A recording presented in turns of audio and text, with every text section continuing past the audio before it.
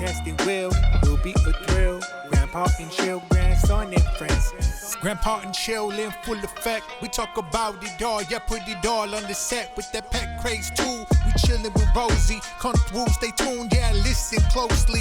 Cause this the millennials and the silent generation coming together, discussion in rotation. This is Grandpa and Chill.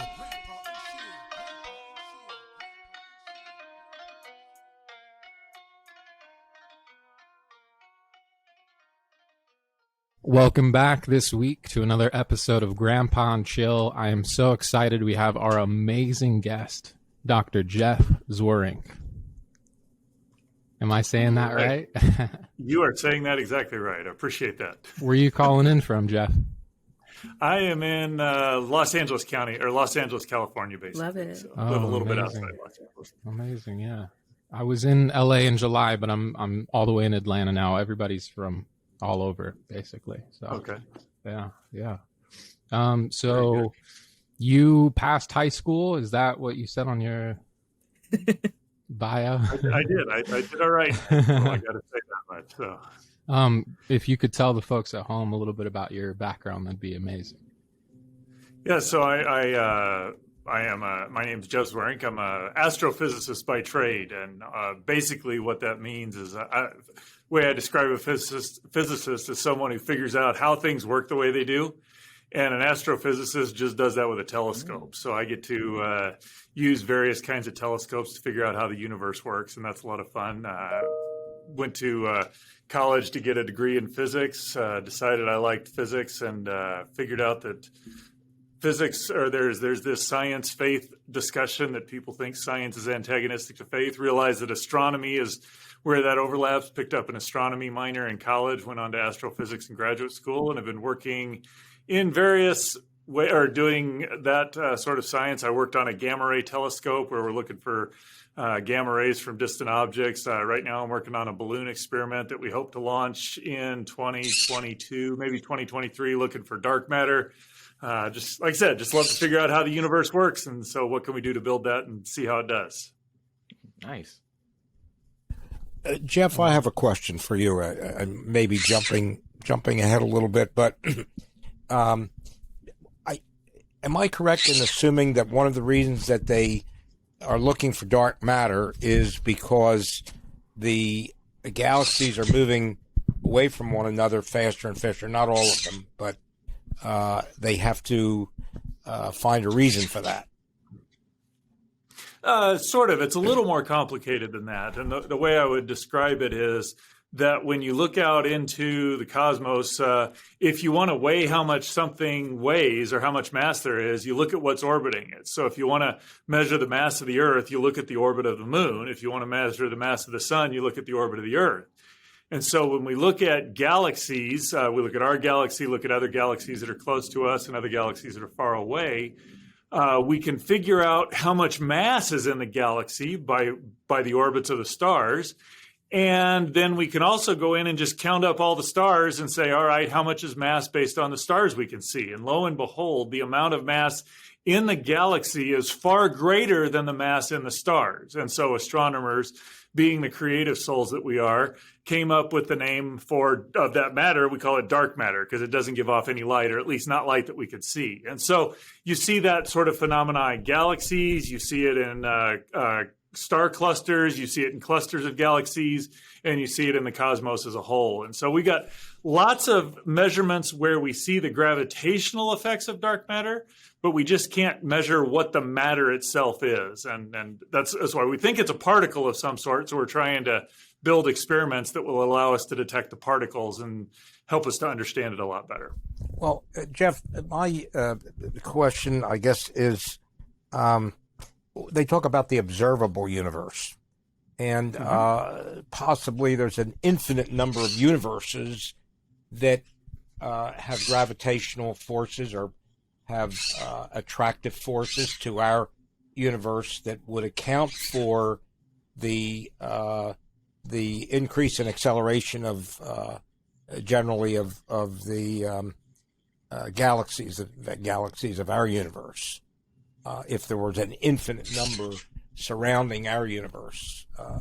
Does that make no sense, or No, it sort of does, and what you're referring to is as we look out at distant galaxies, what we find is that the farther a galaxy is, the faster it's moving away from us, and that's a telltale signature of expansion. Cool demonstration you can do is take a balloon, blow it up a little bit, put a whole bunch of dots on the balloon, and then as you blow it up, if you measure the distance from any 2 points, and it doesn't matter which one you take, every point will behave the same way. As you blow it up, the distance between that point and any other point on the balloon gets further and further away. And so that's what's happening in our universe. And we're trying to figure out what mechanisms could cause that. And the prevailing, the most popular, or the explanation for that is the most accepted at this point, is that there's just a property of space that as it expands, it wants to grow larger. Now, there is one way to describe it, is that if our universe happens to be in a bubble, a very dense region, and there's more stuff outside what we can see, that could actually be causing that acceleration. That would require a little bit of special geometry. It means we're pretty close to the center of that. And just as a general rule, where we've said Earth or the solar system or galaxies at some particularly privileged location like that, we've almost always been wrong. So that's why a lot of people don't give a lot of credence to that. But that is one of the possible explanations out there. Thank you for that information. Yeah, sure. It's cool. Now imagine someone blowing into the universe and that's figuring that'd be it. That's the answer. That's pretty cool.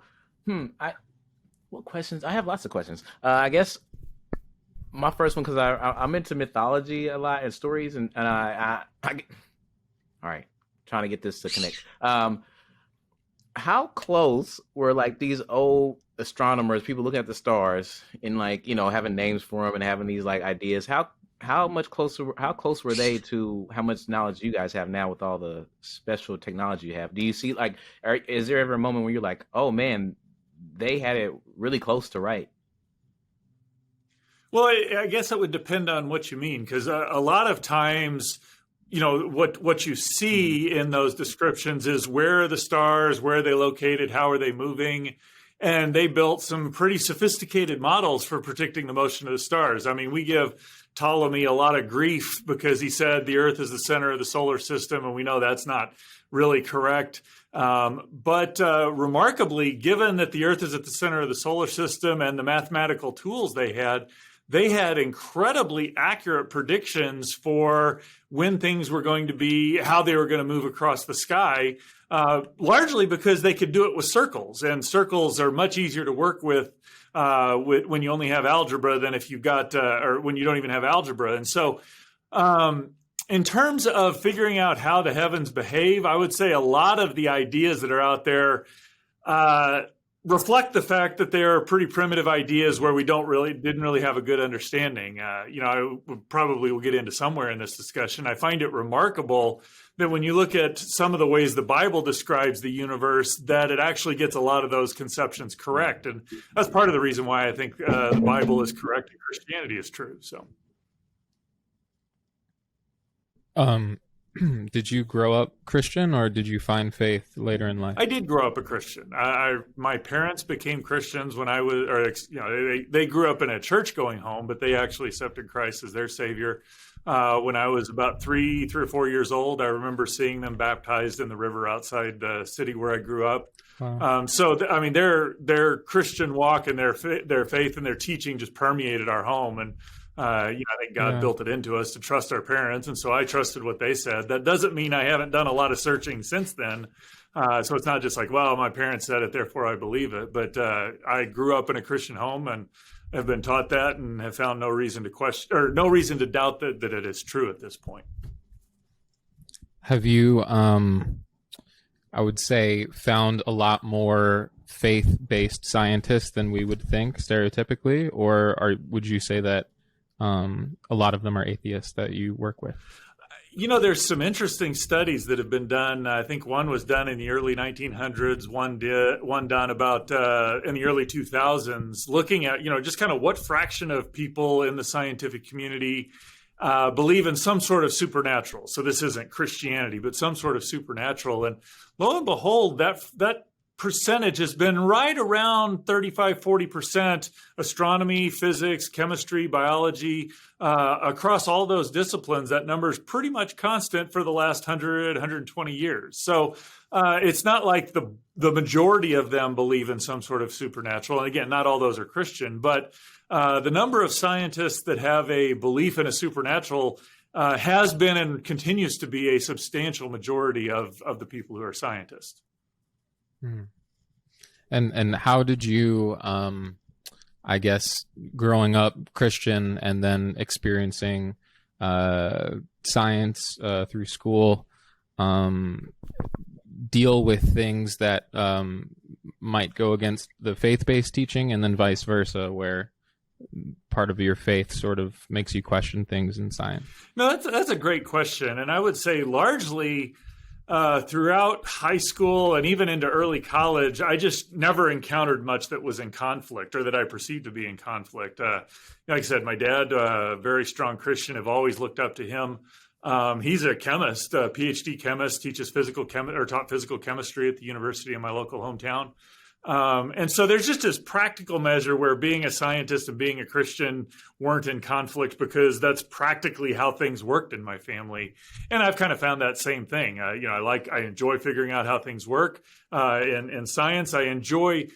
What I enjoy about that actually is that it's a pursuit of the truth. What is it that's actually true? And I would characterize Christianity as that same thing. Let's pursue the truth there.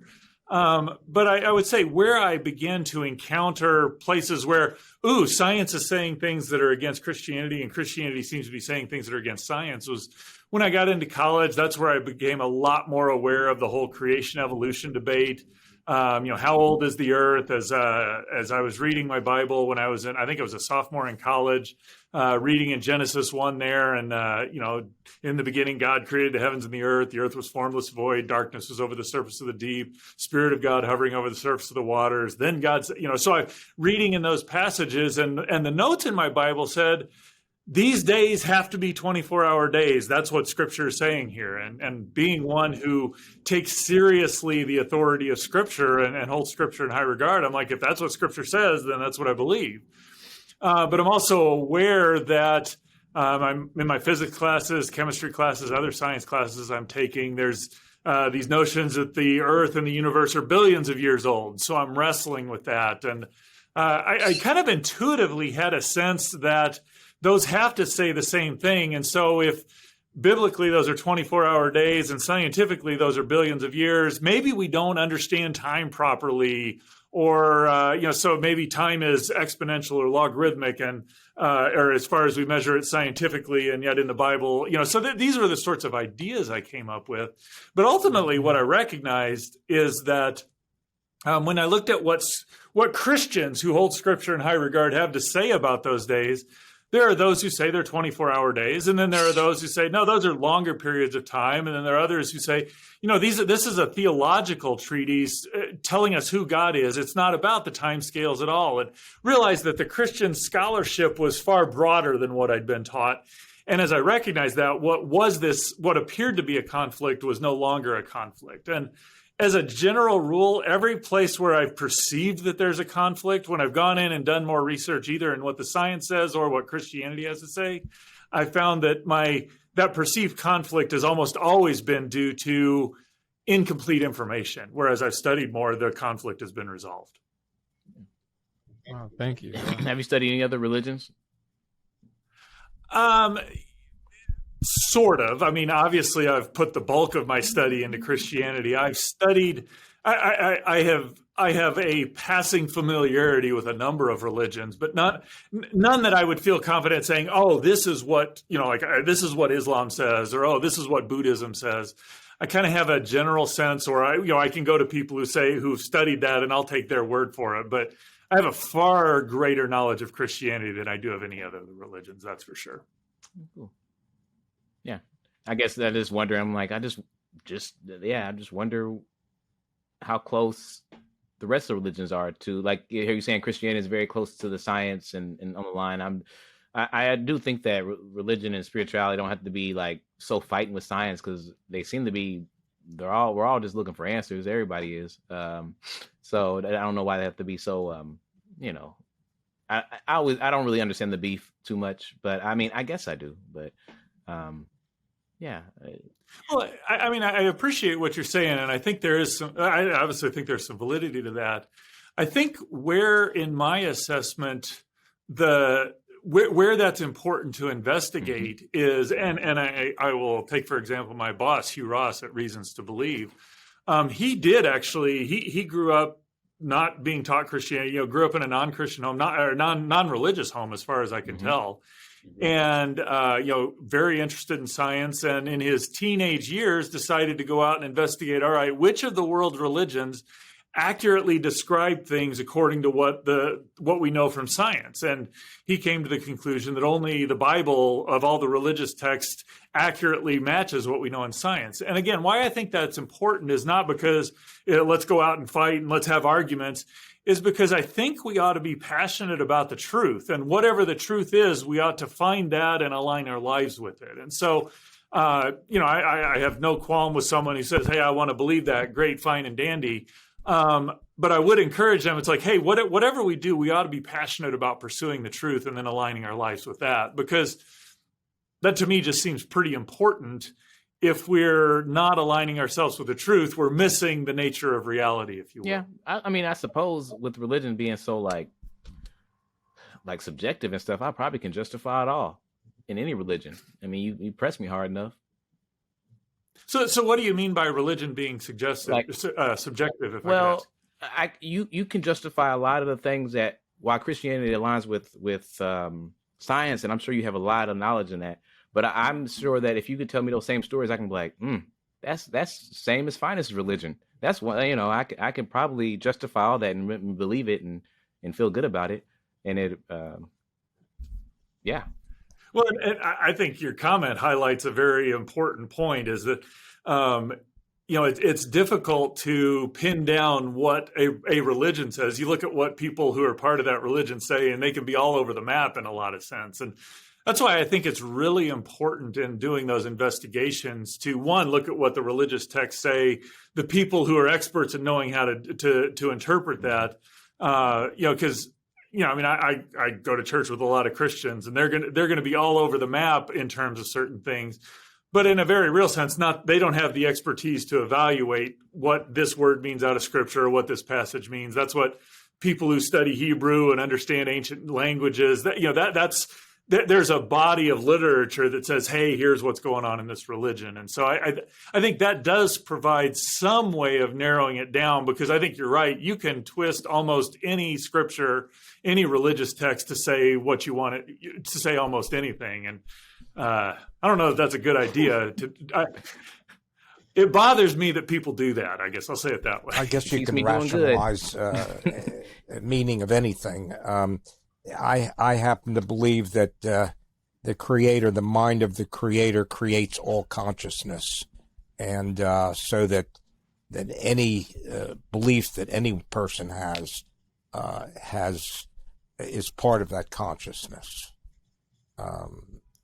We're all basically puppets of the mind. The mind is controlling all of our reality, and it's very easy to rationalize.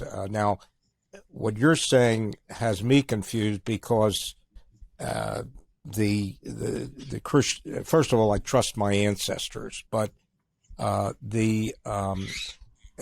I was brought up in a Jewish home, but not particularly religious in my case. But I just feel like I don't understand when you say that the Christian religion backs up, or science backs up the Christian religion, or they kind of work in tandem or whatever, because it seems like what we've learned from science is very different than what religion basically has taught us. So I had two questions I would have. one of the questions, and I'll ask this one second, is, what are some of the areas where you see what the Bible says and what science has as being very different from one another? Just basically what you just said yourself, but somehow you rationalize them to be the same in terms of the time when the universe was formed and the period of time over time that it took to form the universe, of what is our observable universe, and what we're taught in what you were taught in the Bible. They're very different. Well, I guess what I would say there is that there are Christians who said, "Ooh, the Bible demands that these are 6,000 years old. These are 24-hour days, and the Earth is 6,000 years old." And there are reasons to interpret those words in that way. But as I look at other Christians who hold Scripture in equally high regard, so these aren't people who are trying to massage Scripture and make it say what they want. They say, no, that misses the point. That what is key out of this Genesis account is, one, that God is. This is a passage about God, not about timescales. This is a passage about what God has done. That He's the Creator. He created the whole universe. That He fashioned Earth as a place to live.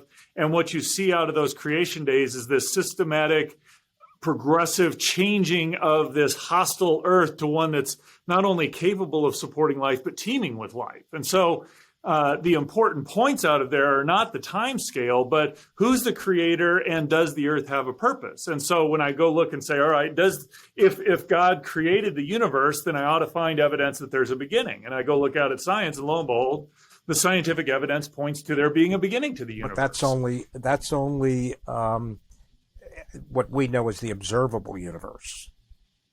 When you use the word beginning, I don't know what that means. I mean, the Big Bang supposedly is the beginning.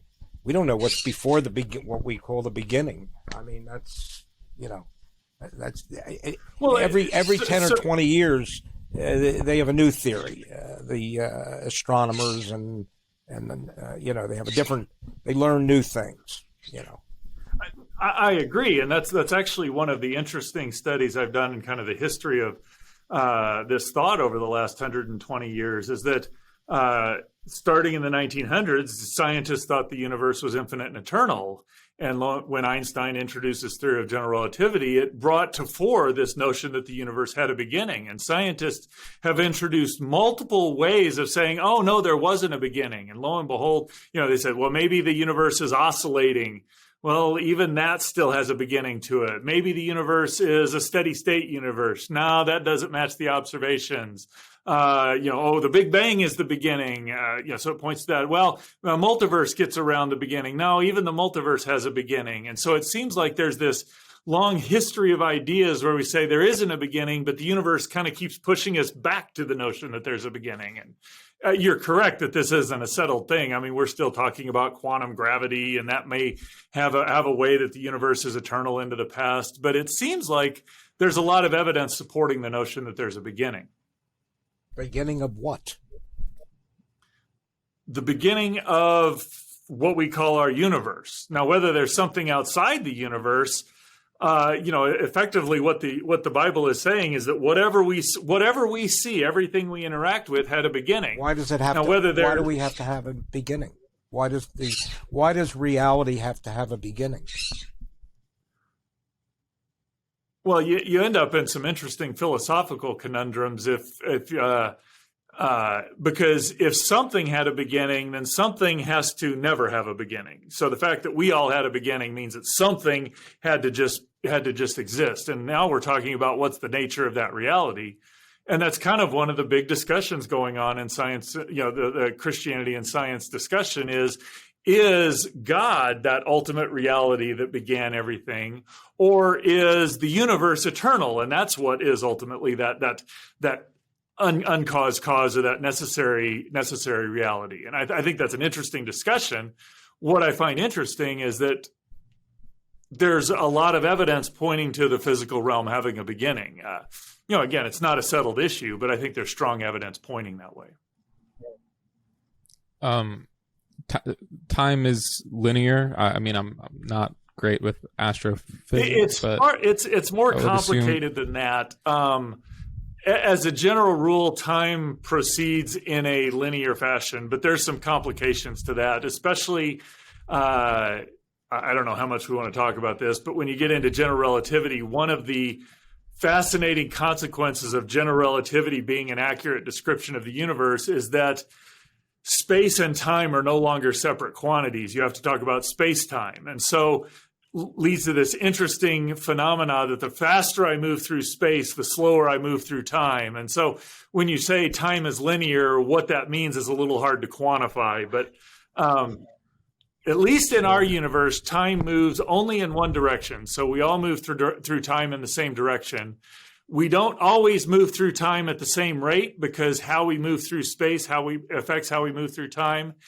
And there are some other interesting consequences. But time has a predictable nature because of general relativity being able to describe the dynamics of space, time, matter, and energy of our universe. So, our universe is made up of matter, right? I'm trying to bring it down to a level that I can sort of understand, but these are things that I've been curious about for a very long time. In relationship to the beginning, matter has always existed, right? It can't be created or destroyed. So it's always, the universe has always been made up of matter. Yeah. Well, since the start of our universe, yes. So once the universe begins, it's actually not matter. Right. It's energy can neither be created nor destroyed. It can just change form. So there's mass has energy, light has energy, sound has energy. So you can transform energy from one form into another. But that's really the big question is, did our universe begin and therefore there's this start to matter, space-time, matter, and energy, or has it always existed forever? That's kind of one of the ongoing discussions in the scientific community and in the science faith community, or the science faith discussion. And I hear a lot more. Sorry, I missed the matter energy quiz in school, but I hear that most commonly people think it starts, right? Like there's a bigger consensus for that. Well, I will say this. There's a lot of evidence that points to the space-time, matter, and energy that make up our universe having a beginning. The question of what is beyond that? Is it God? Is it a multiverse? Is it something else that can create our universe? That's a question that we don't have any scientific data that weighs in on yet. What do you think was before? That's you can't ask that question because the beginning is the beginning of time as well, and if you don't have time, you can't have it before. But yeah, I say that the best explanation of the fact that our universe has a beginning is that there's a creator, a mind behind it, because that explains a lot of the things that we see inside our universe. If just the matter, space-time, matter, and energy is what is responsible for our universe, then you run into these interesting questions of how do you get minds out of space-time, matter, and energy? And that's a question that we don't have a good answer for. Well, if it was all energy before it became matter, Grandpa. Before the Big Bang, I'm assuming that there was an energy. Isn't that a reality? Isn't that a reality of the universe? Well, so the Big Bang, and again, how the multiverse impacts how we think about that. But Big Bang, there's some space-time theory, or there's some theorems that say that if general relativity governs the dynamics of the universe, and we have sufficient energy in the universe, and energy behaves a certain way, then as you run time backwards, eventually you run into a singularity where the laws of physics break down and nothing exists. And so that's not that there's energy before that. That's the origin or the boundary of space, time, matter, and energy. So from that time, or from that breakdown, there's space, time, matter, and energy. Outside of that, there's just a boundary. There's nothing. And so it's not like the Big Bang transformed certain kind of energy into another kind. It's something else has got to be going on. And again, the multiverse impacts that discussion, but it's that's so what you're saying is if you have energy but you can't identify it, you can't see it, that reality doesn't exist at that point. No, I'm saying something different. I'm just saying that if you take the space-time, matter, energy of our universe and run it backwards in time, just with general relativity, eventually you run into a boundary where beyond that, you have no space-time, matter, and energy. So it's not that we can't see it, can't comprehend it. It's that there's a boundary to what we can do. And so we don't know what's outside that. That's really what I'm saying. And that's the ability of the human intellect to understand that. Well, given that we can study things scientifically, we can draw those sorts of conclusions. Oh man, this is great. From all this, it seems like it's a better chance for me understanding that I'm in a simulation and that there's a beginning besides the beginning that we know of. This is the most big brain episode we've ever had. This is hilarious. This is great. It's hilarious. I was thinking about you make that joke, but that's actually one of the ideas out there, is that if there's this vast multiverse that we were talking about, and I actually think there are reasons to think there is a vast multiverse out there, you run in, and human minds are just the proper collection of atoms in a certain arrangement, if you will. Then you run into this problem that you can't tell whether you're a simulation or whether you're actually real. And so there is this, this is one of those scientific ideas floating around out there that people are debating. I feel like.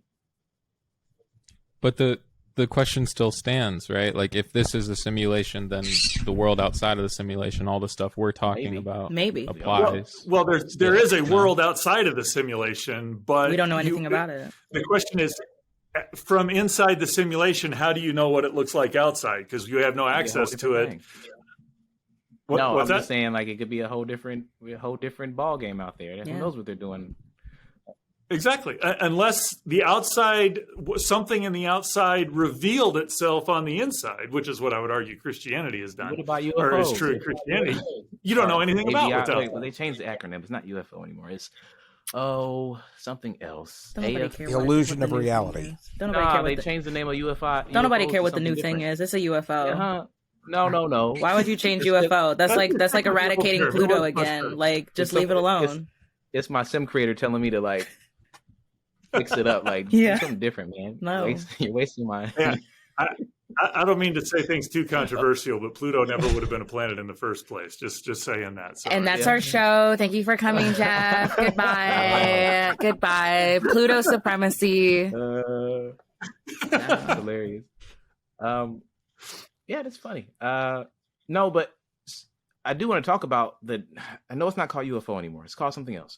But as an astronomer, since you study astronomy, aren't you, like, looking at stuff seeing what unidentified objects are every now and then? Maybe not you personally, but are you in that realm of finding out unknown? Well, that whole discussion has two different camps to it, and the one that I think is less scientific and far more speculative is are all of these unidentified flying objects, are they aliens coming and abducting and visiting us? And I don't think there's a lot of credibility to most of that. In fact, you can demonstrate that most of the UFO, the things that we identify as UFOs, ultimately are phenomena on the Earth, natural phenomena, things in space. You can map them out, or you can identify them. And then also, part of the challenge is a lot of the weird things we see, given that there are military operations, are things that maybe we don't know what they are, but they're phenomena produced here on Earth. So I don't find that discussion quite as interesting as the discussion of, okay, we know there's life here on Earth, and it's abundant, it's diverse, it's very complex, and it's very intelligent and sentient.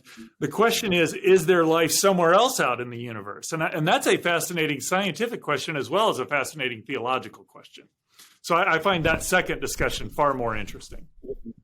What do you believe in the second? If you press me on it, I'll say this. I don't think there's life out there, but if we find life out there, it wouldn't surprise me. I have a question. I know that the energy that we can measure from, let's say, from a star is very, very small.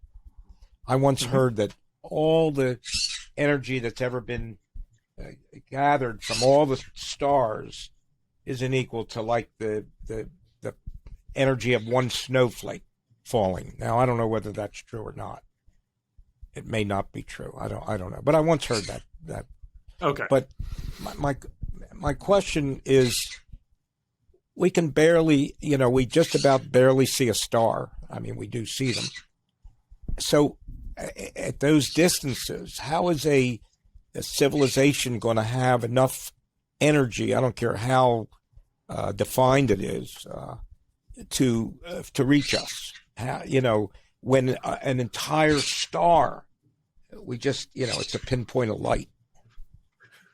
Well, you identify a very challenging problem, and it's one of those things where you look in the popular culture and space travel is just almost taken for granted. I mean, whether you're in the Marvel comic universe or whether you're in Star Wars, Star Trek, whatever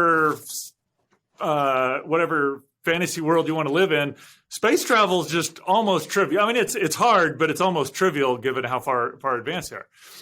But you've identified two issues. One is that the energy required, or the energy required to get to the speeds to traverse interstellar space are enormous. For example, if we launched the Voyager probes back in the early 70s, they have been traveling away from the Earth for the better part of 50 years, a little over 50 years. They are just now escaping the boundary where our sun is driving the environment. It will take another, and I think they're traveling about 63,000 miles per hour. So these things are clipping. It will take 40,000 years for that Voyager probe to get closer to another star than to our sun. And it will take another 40,000 years for it to actually get to another star. So we're talking 80,000 years with our fastest probes.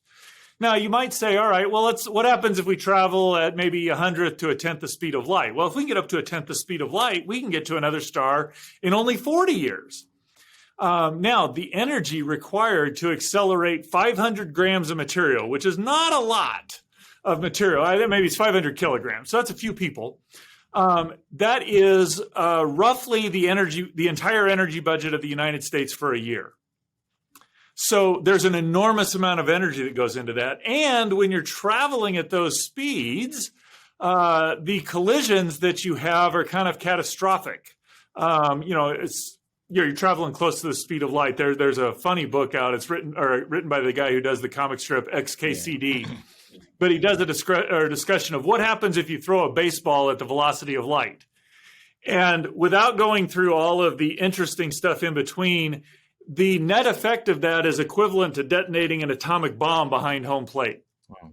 Wow. You're traveling through space at a 10th the speed of light. You run into a grain of sand. It's just going to blow your space trip up. So there are, you've rightly identified, there are huge problems to traveling through space. So I don't think that's what's going to happen. That's why I'm also very skeptical of any of these UFOs actually being aliens, if you will. I found it. UAP. UAP. A UAP, which stands for what? Unidentified. Yeah, aerial phenomenon. There we go. Okay. So no snowflake, no snowflake energy for getting to another star. I see. Yeah. Well, if you can convert all the energy of the snowflake or all of the mass of the snowflake into energy, you can get quite a ways. But that's because mass has a lot of energy in it. Well, multiply it times the speed of light squared to get the amount of energy. That's what Einstein told us. Going back to something that you were talking about before, could you explain the multiverse to me? Well, yeah. So the way I can see, if you're going to talk about a multiverse, you've got to define a universe first. And the way I describe the universe is when we look out into space, we know that there's a limit to how fast you can move through space. That's the speed of light. And there's an age to our universe. It's 14 billion years, a little bit less than 14 billion years old. So what that means, so if I look at things here on Earth, things appear to happen instantaneously. But if I go look at the moon, it takes light 1 second to travel from the moon to the Earth. That means I'm seeing the moon as it appeared 1 second ago. If I go out to the sun, it's about 8.5 minutes. So if the sun were to go out right now, I would not know that for 8 minutes because it would take 8.5 minutes for that information to get to us. I can go out to the closest large galaxy. That's 2.5 million light years. In other words, I'm seeing that galaxy not as it looks now. I'm seeing it as it looked 2.5 million years ago. And as I keep going farther and farther and farther away, light takes longer and longer to get to the Earth, which means that since the Earth is only, or the universe is only 14 billion years old, there's a maximum distance that light could travel to Earth.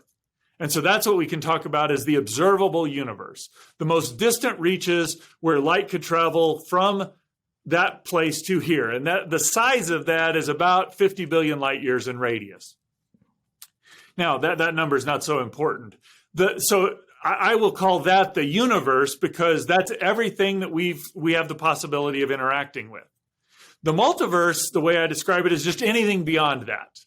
Now, there's a couple of ways you can have stuff beyond that. You can just have a whole lot more of the same stuff, which I like call that a level 1 multiverse. It's just like if you were transported to the edge of our observable universe, you'd see a whole lot more of the same stuff. That's stuff beyond our universe, but it's just a whole lot more of the same stuff.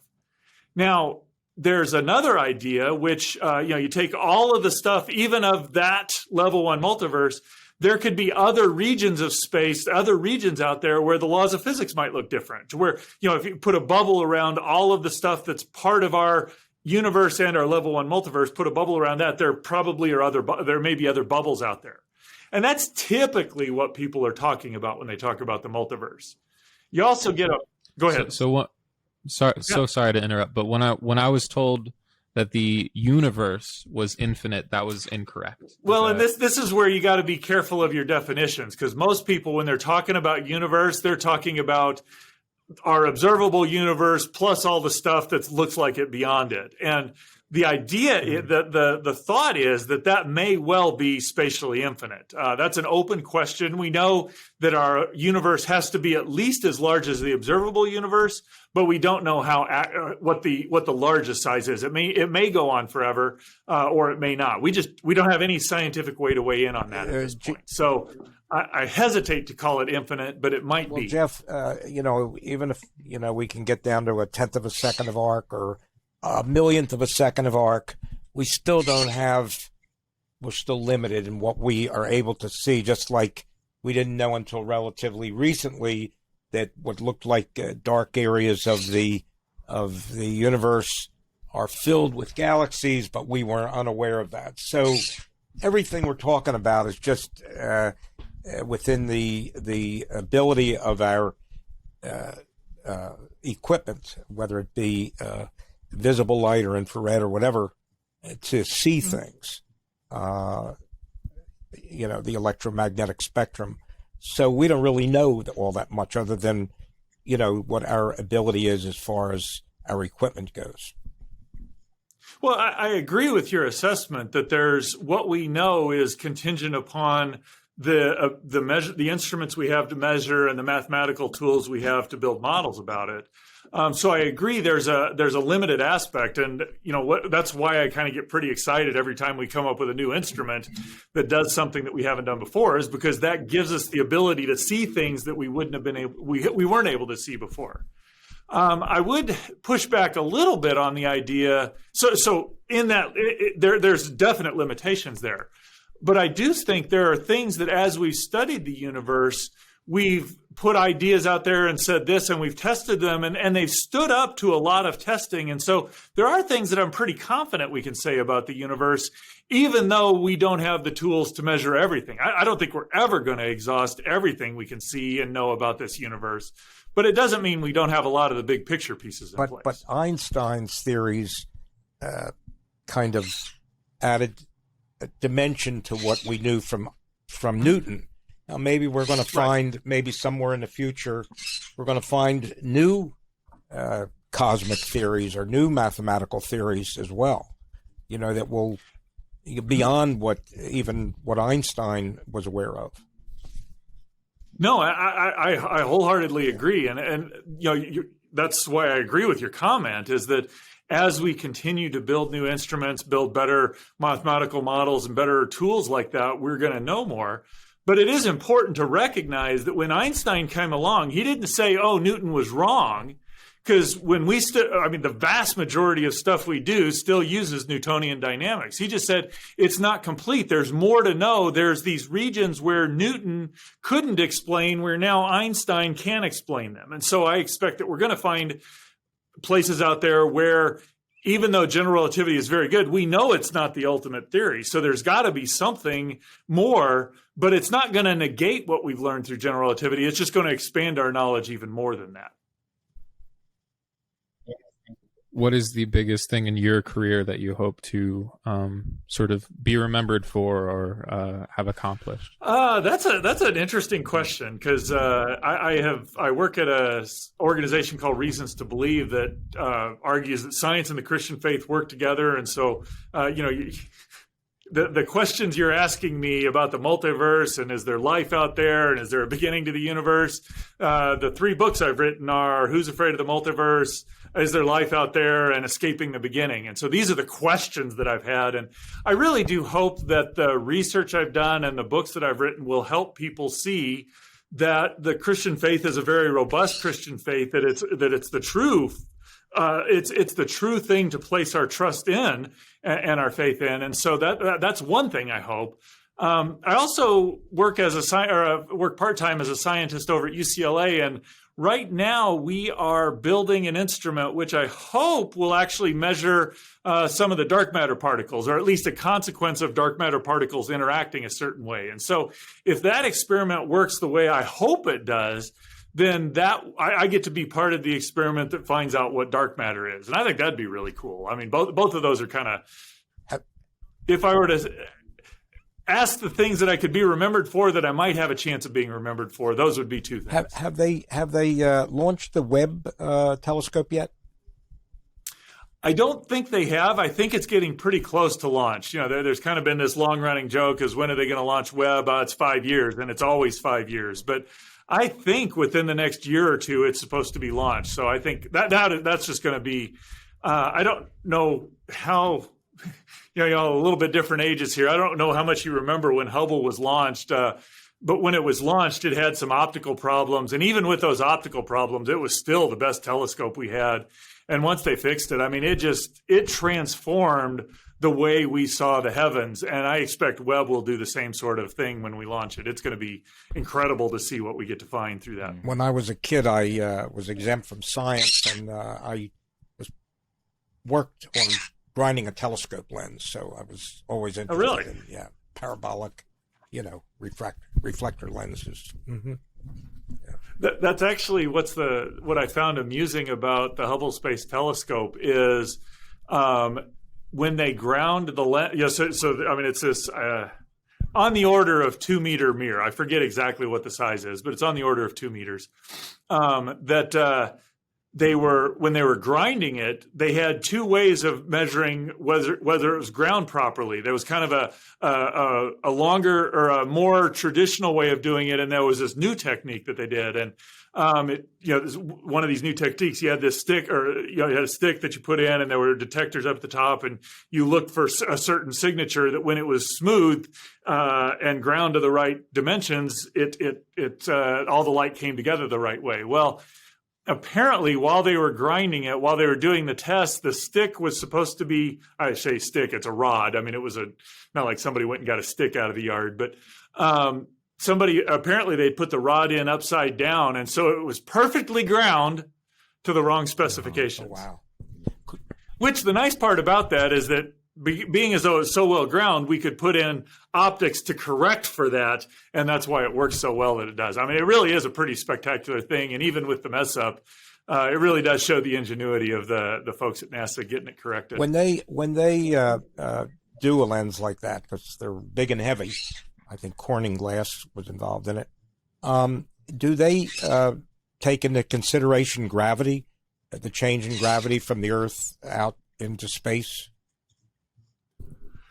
They would almost have to, or I mean, you're talking about ground to nanometer precision down in there, and so you're going to get distortions on Earth's gravity that aren't going to be true up in space. So they'd have to take that into account. Right. Well, but I don't do that level of detail of work, so I don't know what the process. Well, when you just described the fact that they put the rod in backwards, I never knew that, so I always assumed maybe it was the gravitational problem that they had to correct. I didn't know that. Okay. Yeah, no, it was ground to exacting conditions, just to the wrong specifications. Okay. But that's one of the interesting parts about the James Webb, is that whereas Hubble is a single piece of glass, the James Webb is actually a whole bunch of pieces of glass that have to unfold and get into very precise configurations. It's a pretty remarkable engineering phenomena that they can even consider doing. It seems awfully difficult what they're trying to do with the Webb, and I would have thought that it would have been much simpler to take it out into space and assemble it out in space, within a reasonable distance from the Earth, and then move it out further, than trying to do it without ever being able to get out and fix things with a human hand if they run into problems. I mean, they've already broken cables and all kinds of issues. That's part of what they're trying to do. I do know that it's really expensive to get, the more mass you put up in space, the more expensive it gets. And so I don't know what the actual calculus was in there, but I'm guessing that at some level it was easier to say, hey, it's easier to go through all the investment and make sure it works here on Earth and then launch it into space than to try and assemble it out there. Because again, that gets really expensive to put people into space. And it's hard to work out in space. I mean, wrenches and nuts and everything don't move quite like they do here on the Earth, and that's hard to deal with. I thought that it was supposed to launch like last week, but they had a problem. No? That wouldn't surprise me. I haven't looked at the latest on that, but that wouldn't surprise me. Since we're all talking about this a little bit, what and energy and whatnot, what happens, after I stop having energy? So, after your body quits working, there's still a lot of energy in your body. It's just not my brain part usable for living. It's not doing work for you living at that point in time. My position is, and this is the position of Christianity, is that humans are a union of body and soul. And so when we die, our physical body here dies, and then depending on how you have dealt with God's revelation that we are fallen before him, that we fail to live to his standard, that he sent his son Jesus to die on the cross, that if we accept his payment and invitation to be part of his family, that your soul then is reunited with a physical body. You'll live forever in heaven with God. And if you reject that and don't want to be with God, that you live forever apart from God with a physical body. So that's what Christianity has to say. If you're a naturalist, when your body quits using energy, you're just gone. There is no more you. Yeah. All right. Cool. That's about the answer I was looking for. Now I love what you're saying. I guess the thing that makes me hum the most, or the one that every time you say it just makes me question it every single time, is just that I'm all for the science and I'm all for religion going with it. I don't know if I can just lean to this like Christianity being the one, like it's like I have to read your books to actually maybe see some facts and some more knowledge of it. But for some reason, it makes me feel some type of way. I don't know why. Maybe because it's inclusive. Well, no, you're exactly right that I am making claims that other ways of looking at the world are wrong, and Christianity is the right way of looking at the world, and I make no bones about the fact that that's very different than the prevailing message in society today. Part of that is because I'm a little older than most of you. Part of that is because I'm a scientist. And, one of the things that you do as a scientist is you say, all right, this is the situation. What are ways how can I explain that? And one of the hallmarks of the scientific enterprise is that you don't just come up with ideas and say, well, I can explain it this way. Well, I can explain it this way. You say, all right, well, I'm going to explain it this way. Does it account for everything that I need to explain? And how can I test whether that explanation is correct and the other one is incorrect? And so this idea that it's not a single truth in science most of the times, but there's stuff that is more correct than other ways of looking at it. That aligns with the idea that there is a truth and we're pursuing finding what that truth is. And so there's a balance you got to say there. Again, I want to be respectful that other people are free to believe what they want. But I don't think we get to claim that just because I believe it, that doesn't make it true. I think there's ways to test what's true. And that's why I'm pretty passionate about trying to say, how can we test what's true, or test our explanations and find the ones that are true? Because I'm really interested in finding what's true and trying to align my life with that. No, I'm here for it. That's why I'm like, at my end, I'm like, well, I have to read the book because I'm ready to blow holes all through your stuff, But I do like, I like it. I just, again, that's just probably every time you say it, I'm like, man, a lot of people here they're listening that are not a part of that, and they're wondering, like, I wonder if they're looking at their book and going, oh, this book ain't shit, or something like that, That's if I could ask a question, is it what in there? I mean, I know you said you're kind of wrestling with the feeling. What is it that is that? Is it the idea that there's a right and a wrong? Is there an idea that I'm making claims that I haven't backed up, or I'm just trying to? No. Oh no, not claims that you're backing up something that because you wrote the books, and I sure there's some truth behind it. It's the inclusiveness of other people, like, that aren't Christian and have their own beliefs. And I understand that you're saying that you're fixing up science with your beliefs and they line up with the Bible. The thing that makes me about it is because I don't know enough knowledge. If I did know, oh, that's right, then I'm like, oh, the Bible is right. But because I don't and I haven't read the book, it makes me think, hearing that as someone that isn't a Christian makes me think that, like, dang, what I've been believing in, to a certain extent. Yeah. No, that's a fair point. I appreciate that. And that's one of the reasons why, I work for an organization that wants to go out and tell people this, because I do think Christianity is right. And so I want people to know that. That's why I want to go out and talk to them about it. I love the conversation here. When I first heard of the podcast, I thought, this is just awesome to have younger people, older people getting together, talking about ideas and wrestling with the ideas so that we can, if you can't wrestle and talk with the ideas, you can't make progress in learning what's true and how to live with it. So I love this, love the concept, and have enjoyed the time here today to talk about it. So. Yeah, I completely agree. I think a lot of times when I listen to debates, it's always like people that are already professionals and experts on things, and they're not really talking to people that the majority of the world, there should be debate where everybody, even someone that, as a lay person that knows as little as I do, I like that I'm even having a chance to over here and express my opinion to you. And you're, I appreciate you showing, so much respect and giving it some validity. Well, thanks. Yeah, it's I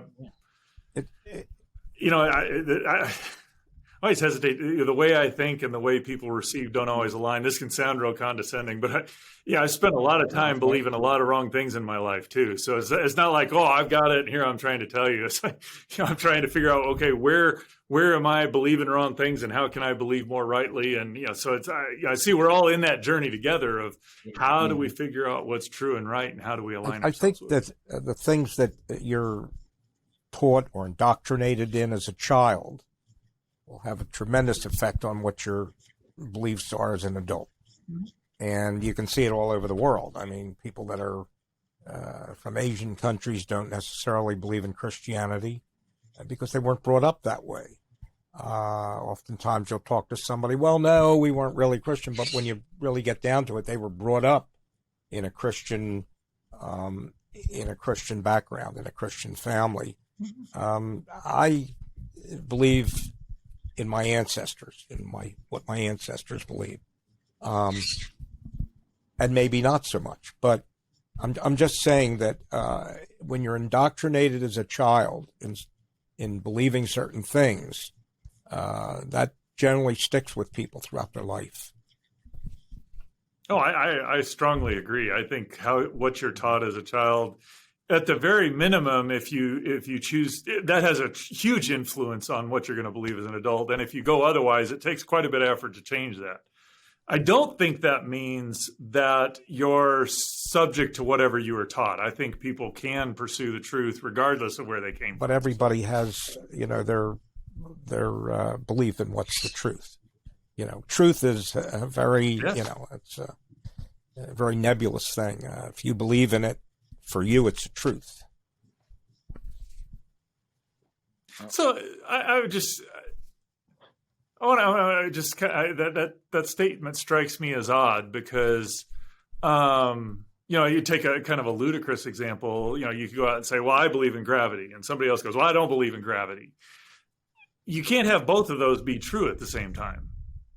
So how do we wrestle with it? It seems like there are, for example, Christianity says God is one God in three persons and that Jesus is the Son of God. Islam says that Jesus is not the Son of God. I mean, you can't have both of those things be true because they're mutually contradictory. So it does seem like just because you believe it doesn't make it true. There's a difference between philosophy and science. And religion is a philosophical thing. You have to believe in based on faith, not on what you read in a book. You have to trust it based on your faith, because you could apply the same things that occur to you in your life or in terms of worldly reality without believing in Jesus Christ. You could basically believe the same things. As far as the physical world, how it relates to your mental or philosophical world. Yeah, I guess your definition of faith. Maybe we're using different definitions of faith, because my definition of faith and what Christianity has defined faith is that it's confident trust in a reliable source. And so, I can choose to put my faith in anything, but in that definition, is this thing I'm putting my faith in reliable and trustworthy? And I agree that people put their faith in all sorts of things. I guess my question is, how do we test whether those things are reliable and trustworthy? And I think there are ways to do that. And again, it's a little counter to the way kind of the dominant message is and how we look at truth. I guess the Creator, if and when the Creator wants to reveal the Creator, every living being will be aware of it. I agree with that. Every living thing will be aware of it. It won't. You won't have to sell anybody on an idea. The rapture. Well, I would say the second coming of Christ. When that comes, it will be clear that will sort things out a lot for how you believe and what you believe and what's going to go on. And that's part of my optimism is that there are a lot of issues of is God hidden? Why doesn't he know?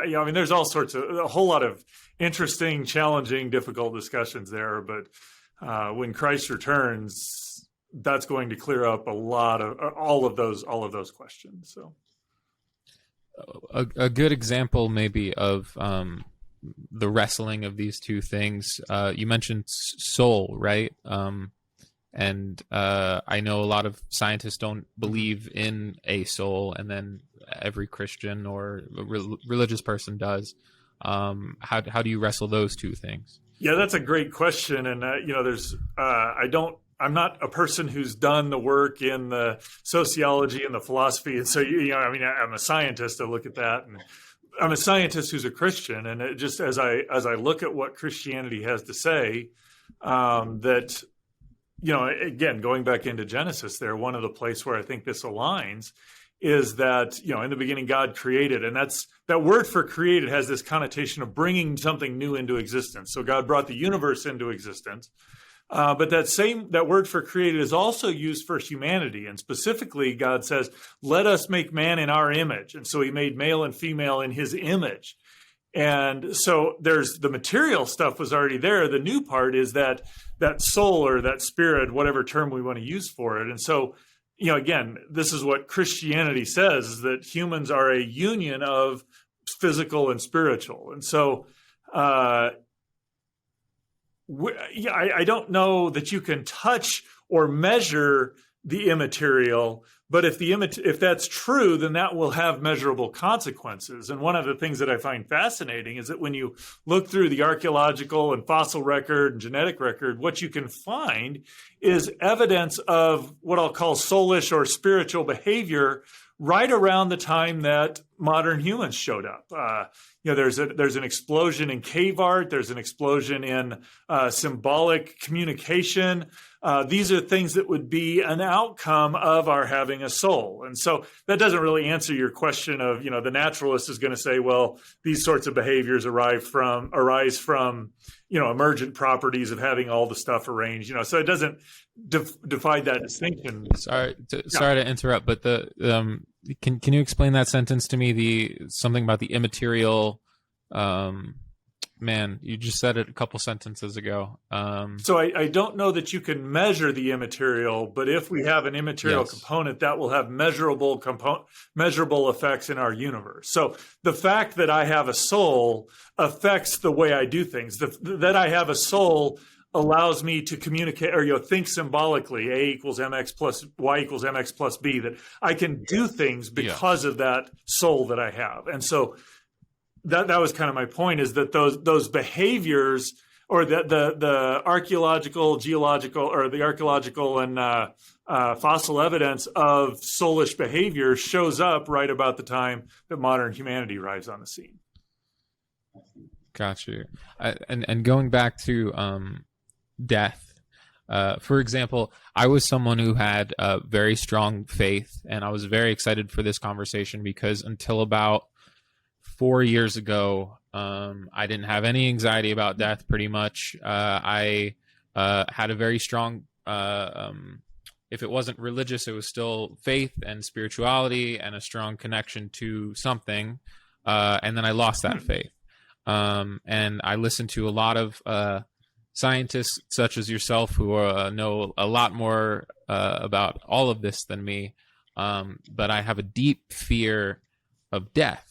And a lot of the scientists that I listen to, which is why I'm very excited to have your opinion here, a lot of the scientists I listen to are, you use the word naturalists, right?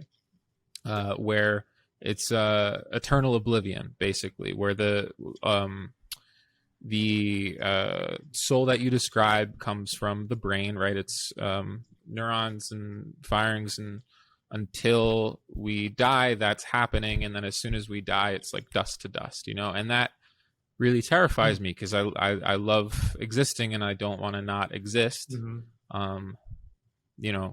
Fridays, Saturdays, and Sundays mostly, but I just I would love your thoughts on that. Like, if you could go deeper into the death thing, because I don't know. Well, and I will say naturalists kind of take different approaches with that. I mean, there are people who say, there's, life arises and once, Jeff Zweerink exists from the time I'm born to the time I die, and beyond that, I just become part of the substance of the universe, whether there's a consciousness that's a part of all things that makes me or not. So there's a lot of variability in or diversity in how the naturalists handle that. There's naturalists think that, like, consciousness higher than individuals? They would say that there's a that our universe has a consciousness built into it. It's called panpsychism is the term for it. And so that's what explains our consciousness. And so it's something more than just the right arrangement of atoms. Is that when you get the right arrangement of atoms, there's a consciousness that is accumulated there, if you will. But it seems like from a naturalist perspective, all of them do agree that there's, you're born, you become you, and then when you die, you're no longer you. All of that stuff. That's the extent of your existence. There may be records that last for a while, but eventually all of that's going to disappear.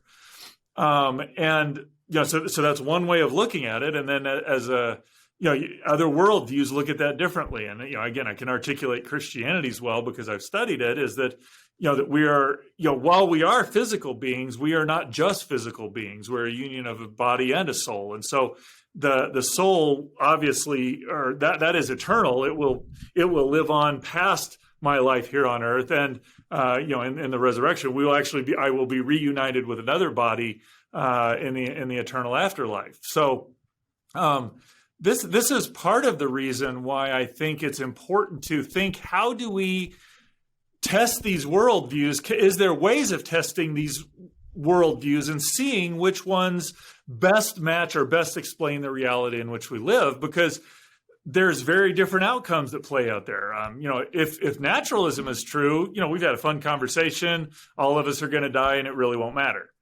If Christianity is true, we've had a good conversation, and what we do today matters in the afterlife. And so that seems kind of important to be able to navigate. Okay, which of these are correct, because it has consequences for how we live. But you're equating a soul and eternal life with Christianity. But my understanding, maybe I'm wrong, but my understanding is that many faiths believe in an afterlife. Oh, no, you're absolutely right. I specifically said Christianity because that's the one I know but well. It's only one of many ideas or one of many faiths that believe in an afterlife, you've got a soul. Eastern religion. I believe in I believe in an afterlife. I believe in a soul. I believe in eternal life, and this life in worldly reality is just a very short time in eternal life. I believe that, but that doesn't necessarily make me a Christian. You can have that belief without believing in Jesus Christ. That's absolutely, and that's why I think these sorts of discussions, having these discussions, are important, because you're right. I mean, I don't know whether I didn't mean to communicate that only Christians believe in an afterlife and a soul, but they all do look at it differently. And so being able to have those discussions amongst people who know, and especially being able to assess, is there a way to determine whether one of these has a better way to look at things because it matches reality better? I think that's a pretty powerful tool that we have.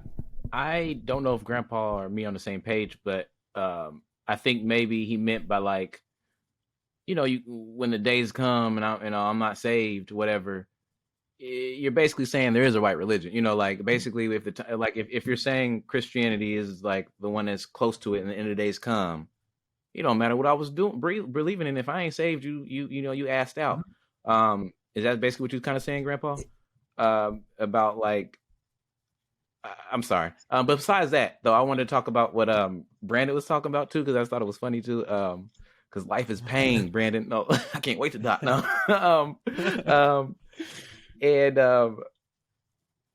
No, I just think it's funny because the loss of faith for me gave me, like, the freedom of being like, wow. Like, the fact that there was no afterlife, to me, once I lost religion or stopped going away from it, is when I got a whole new, like, breath of life, where I'm like, wow. Was it religion or faith that you lost? I guess religion more than faith. I guess I'm always been a pretty faithful spiritual person, I feel, but religion wise, I kind of, like, dropped that off. And I gave me a lot more, like, freedom to just do the right thing because it's the right thing to do, in my opinion. And then at the end of the day, if someone goes, hey, you weren't saved, I'm like, well, at least I did the best thing. At least I did what I did, what I thought was right. And then if they go, hey, you did everything right, you're saved, I'm like, yes. So I just keep trying to do. I like that I don't have the restrictions or rules to tell me if I'm not or not gonna. Oh, there was something else about the death thing. This is, I guess, being cynical of people that believe in anything, really, is that sometimes it's like, because you're afraid of death, we don't know anything. We're looking for control. We're looking for why we want answers for the stars. We want answers for what we're going to do after life, because we're so afraid of dying. We need some control of, like, what's going to happen. But I, again, like it that I don't know, because I'm like, take some pressure off of me a little bit. No, I think there's lots of reasons why people believe what they believe, and some of those are good reasons and some are bad. Generally, fear is not a good reason to believe something. I will agree there. And I have to say, I understand religion puts these constraints, and it pains me to know that Christians often portray Christianity as, oh, these are the rules you got to do, and this is what you got to do to be.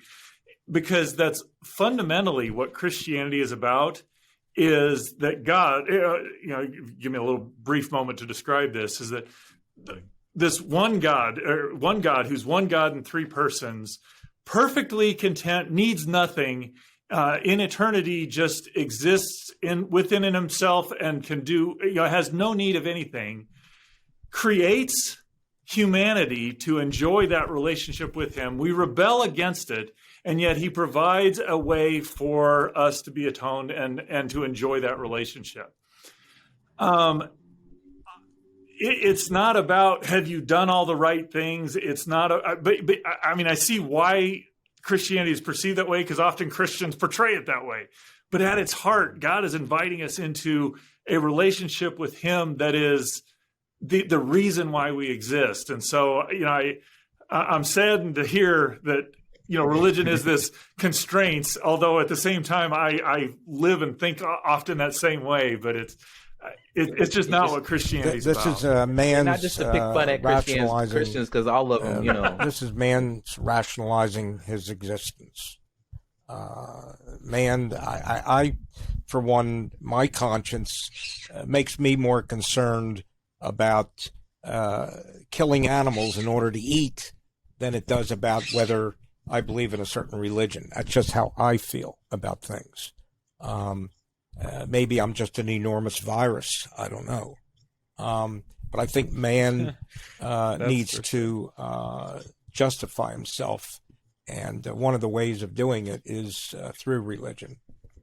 And I don't think religion and spirituality are, they're joined, but I don't necessarily think that they're the same thing. I would agree I agree. Religion and spirituality are related, but they're not the same thing. And, I would say even being a Christian and being religious are not necessarily the same thing, because being a Christian is fundamentally about a relationship. Being religious is about being disciplined. Yeah, religious has a different connotation. They're related, but they are different. So. Yeah, I like what you said there. But I really did like what you said there. But no, since we're talking about the animals thing, I did want to go back to when you were talking about the soul, and when we were starting to have it is when did you say we started having souls and people started drawing on cave walls and whatnot? Yeah, you see evidence for that back to about since in the last 100,000 years, roughly that time scale. And the only thing that pops in my head, again, I don't know anything, but I was like, I know animals when they get bored play, I wonder if so they got souls, and were they, I don't know if animals were here before us or which ones were, but it also makes me think like, hey, well, I don't know. That's just kind of when you said that is something that I thought of. No, that's a great observation. And again, I pointed out that created is for the universe and for humanity. God also created certain animals, and the terminology gets a little confused. But I do think there's a soulish nature to animals, where animals have this social capacity. Or certain animals have social capacity that other animals don't, and that extends to us, that we have that capacity. We are alone have the capacity to direct that up to a creator, whereas animals don't do that. But I think God created a fascinating creation for us to live in, where we can enjoy the animals, enjoy one another, enjoy creation, and enjoy the creator behind it all. And it's a fascinating thing. I haven't yet learned how to communicate with animals to know that they don't have any kind of a soul. I haven't been able to do that. I wish I know could. My dog got a God. The way my dog looks at me. How are you doing, Sierra? I'm thriving, aliving. I'm loving the discussion. Yeah. Yeah. That's a good thought. I think it's super interesting that you said at the beginning of this episode that even 20 years ago in the 2000s, the rate of, or the percentage of scientists or people in the community that believe in anything supernatural is only at 40%. And that does kind of surprise me. I mean, it does, but it also doesn't, because it's I guess it depends on your definition of supernatural.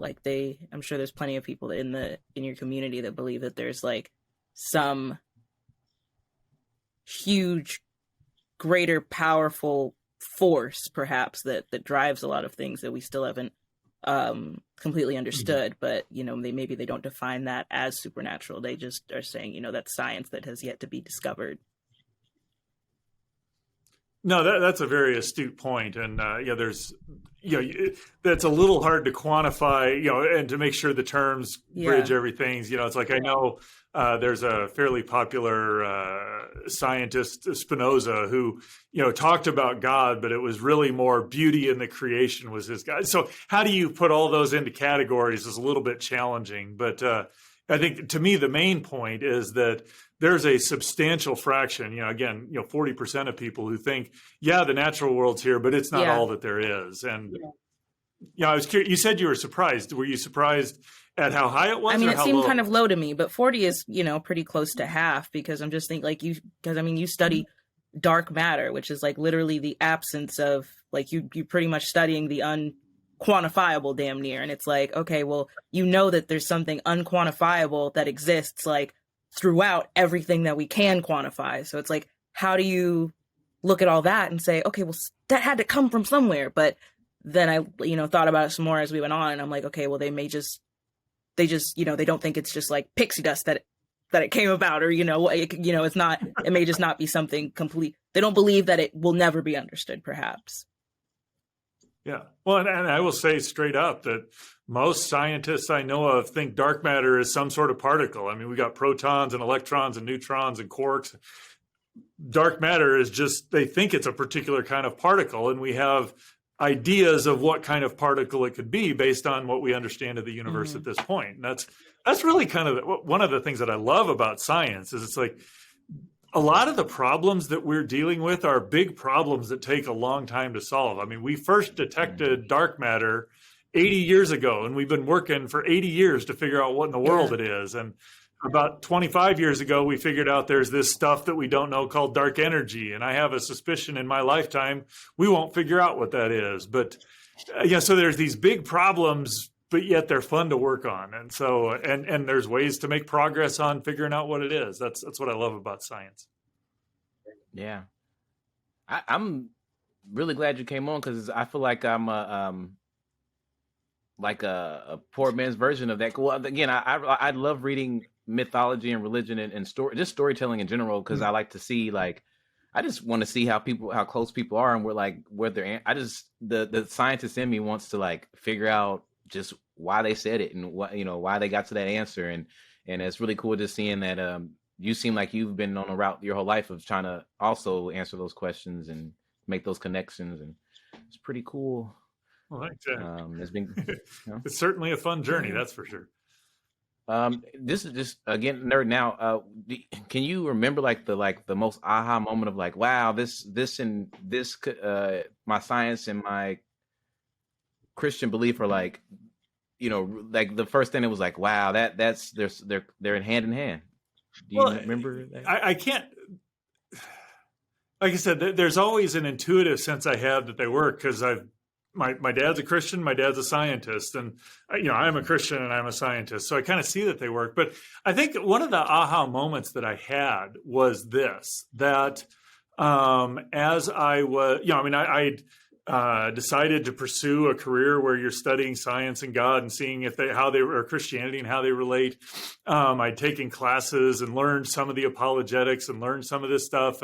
If you'd asked me directly, I'd said, "Oh yeah, of course they align well with one another."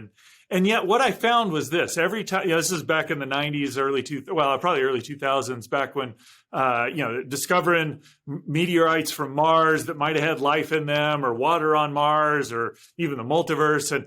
And I remember as these discoveries came out, I got anxious every time. And I was, just kind of odd. For some reason, it struck me, hey, I'm getting anxious when this happens. So I spent some time praying and thinking about it. And what I realized was this, is that though, if you ask me directly, I say, yeah, of course, science and Christianity go together. What I was concerned about was maybe this was the discovery, and whatever this discovery was, maybe this discovery was the one that was going to show Christianity to be wrong. And it just, that recognition that that's the way I was thinking gave me the chance to say, okay, well, how should I think about that? Well, I realized that if God is who he says he is, that discovery is never going to happen. And so all that means is that where I see those conflicts, I just need to go dig deeper to figure out what I'm missing.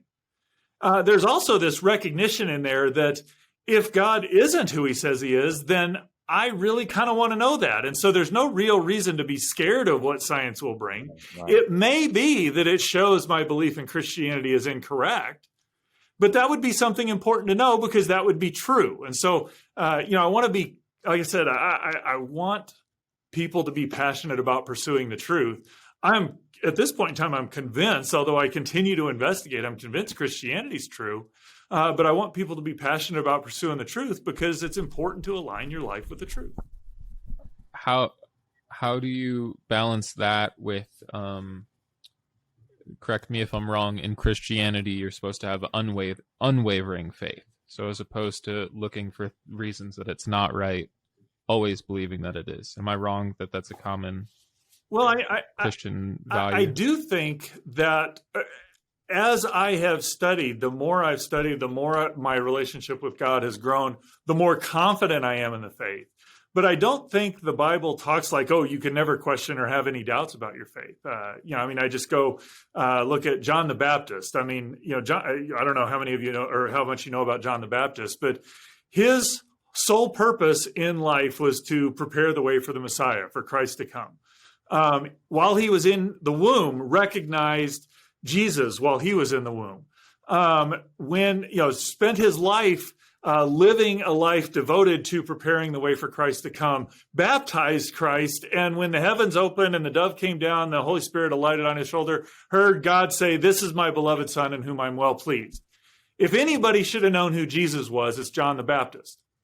But yet here's John the Baptist, got captured or taken prisoner, was going to be beheaded, and he sent word to Jesus saying, "Are you the one or should I wait for another?" Here he is questioning, do I really have things right? Is what I'm placing my faith in true? And what's interesting was Jesus' response was not, well, come on, John, you've seen everything. It wasn't, oh, come on, John, you just got to have faith. Jesus' response was, go tell John what you've seen and heard. And then he gave him a list of things that the Old Testament said the Messiah would do. And so he was saying, yeah, you're right. And you see the evidence for it. And so I think God welcomes our questions because, I know I love it when my kids come and ask me questions because it deepens our relationship. And so I will say my faith has grown stronger and stronger over time, but I don't think God's concerned about me having doubts. In fact, very often he answers my doubts if I continue to pursue him.